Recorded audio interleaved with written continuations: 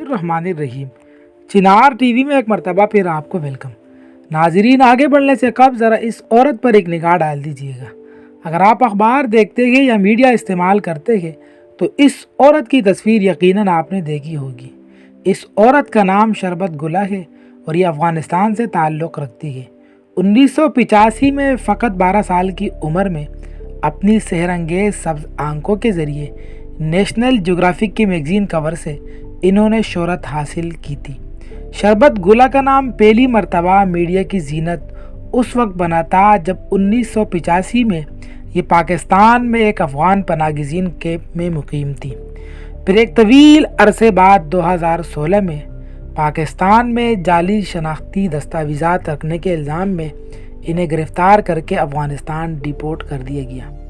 شربت گلہ کے شوہر کا انتقال ہو چکا ہے اور اس وقت ان کے 4 بچے ہیں۔ افغانستان میں طالبان کے برسر اقتدار آنے کے بعد شربت گلہ کی کوئی خیر خبر نہیں تھی۔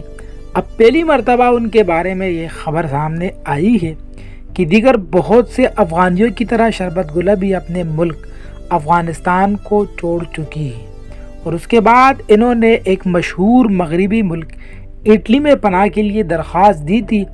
سابق افغان حکومت نے اس حوالے سے ان کی مدد کی تھی اور اٹلی حکومت نے شربت گلہ کو پناہ دینے کا اعلان کیا ہے، اور یہ اعلان اٹلی حکومت نے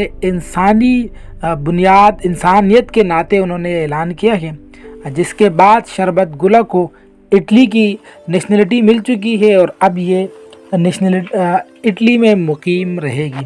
اللہ تعالیٰ سے دعا ہے کہ اللہ تعالیٰ افغانستان کے حال پر خصوصی رحم فرما دے۔